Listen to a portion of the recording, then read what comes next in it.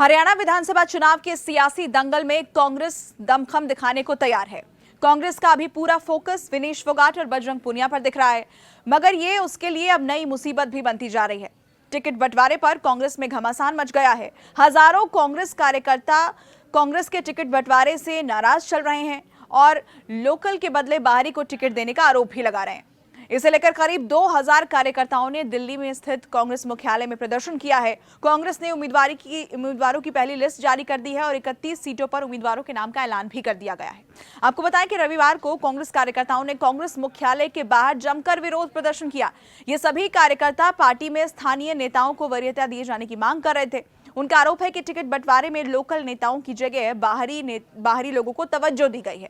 अगर सूत्रों की माने तो कांग्रेस मुख्यालय पर जुटे ज्यादातर कांग्रेस कार्यकर्ता हरियाणा के बवानीखेड़ा से थे। उनके हाथों में तख्तियां थी और जोर जोर से ये नारा वो लगा रहे थे कि बाहरी उम्मीदवार वो बर्दाश्त नहीं करेंगे। और इसे लेकर कांग्रेस कार्यकर्ताओं की तरफ से खूब प्रदर्शन किया गया। पटौदी क्षेत्र के कुछ उम्मीदवारों ने आरोप लगाया कि पार्टी के नियमों का उल्लंघन करते हुए पार्टी की प्रदेश इकाई के प्रमुख उदय भान की बेटी और दामाद को टिकट दिया जा रहा है। दरअसल कांग्रेस में कैंडिडेट लिस्ट सामने आने के बाद से ही भूचाल मचा हुआ है। कई जगहों पर कांग्रेस में विरोध के स्वर सुनाई देने लगे हैं। कांग्रेस को अपने ही नेताओं और कार्यकर्ताओं की नाराजगी भी झेलनी पड़ रही है।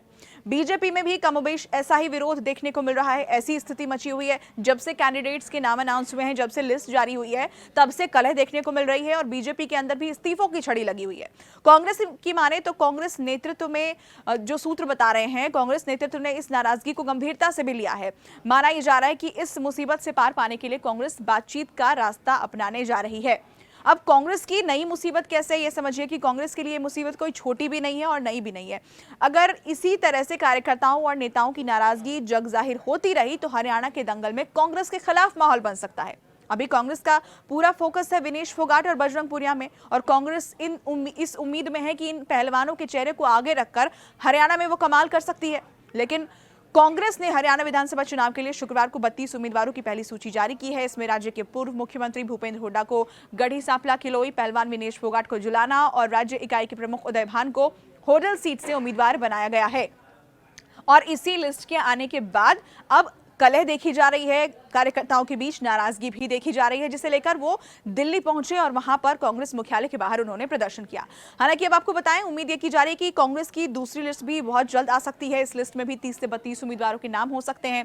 कांग्रेस कार्यकर्ताओं की नाराजगी के बाद अब हालांकि कांग्रेस फूंक फूंक कर कदम रखेगी। उनकी नाराजगी को भुनाने की पूरी कोशिश करती दिख सकती है। आपको बता दें कि हरियाणा की 90 विधानसभा सीटों पर एक चरण में 5 अक्टूबर को मतदान होगा और वोटों की जो गिनती है वो 8 अक्टूबर को होगी। लेकिन इस बीच कांग्रेस के लिए बड़ी चुनौती है कि कैसे, जब उसका पूरा फोकस विनेश फोगाट और बजरंग पुनिया पर है, जो घमासान टिकट के लिए मच गया है पार्टी के अंदर, उससे कैसे पार पाया जाए और हरियाणा में जीत कैसे दर्ज की जाए।